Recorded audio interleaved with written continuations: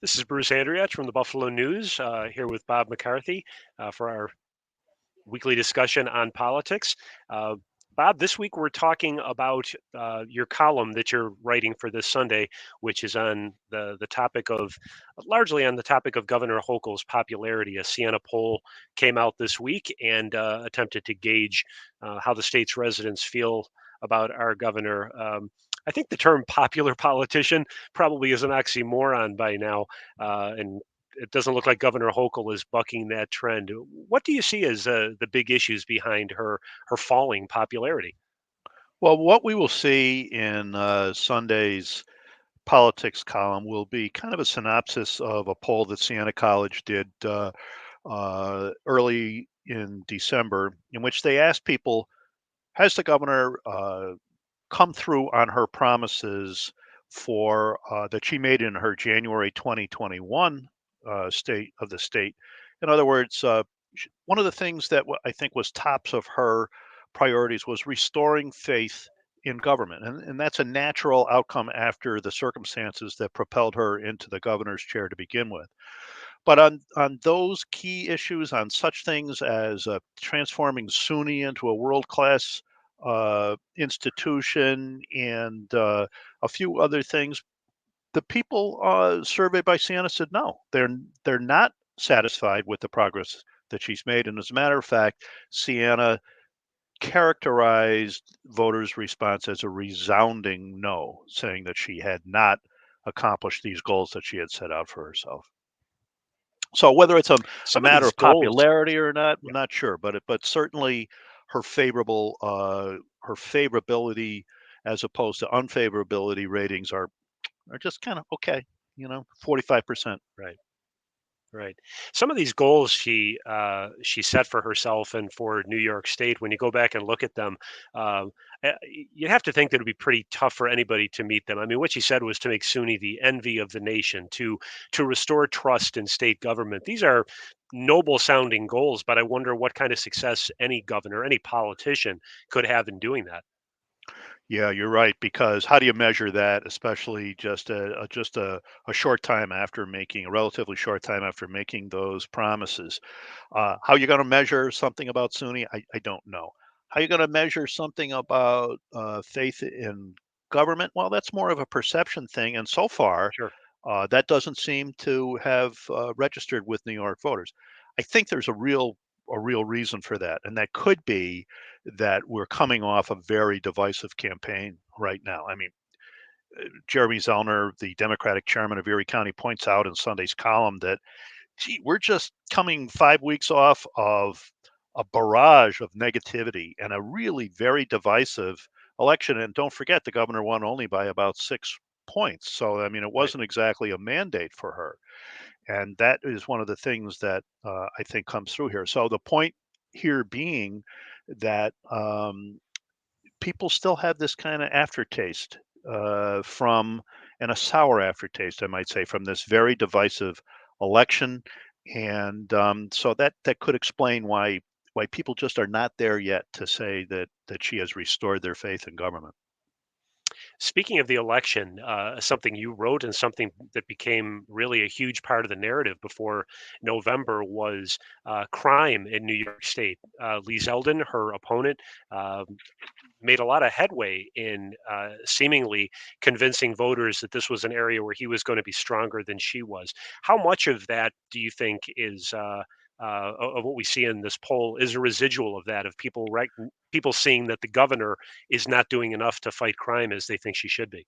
There's no question it remains a huge issue and a huge concern for the voters of New York. Um, Uh, Siena found that it was continues to be the most serious concern of voters. And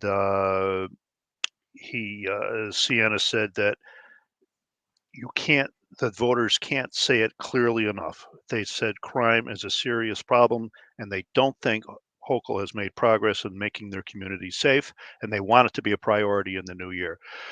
So Lee Zeldin, he hit on something when he was running in this campaign. There's no question that that's what allowed him to be so competitive, and it just said that this continues to be a concern, and that I would say you're almost guaranteed that when the governor makes her State of the State address on January 10th, that crime and ways to confront it most assuredly will be at the top of her agenda too.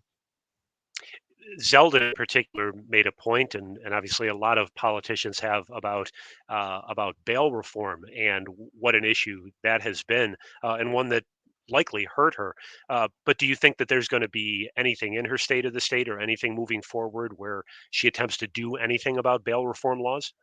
Well, she did address it to a certain extent last year as she tweaked some of the bail reforms that had been enacted by the legislature earlier.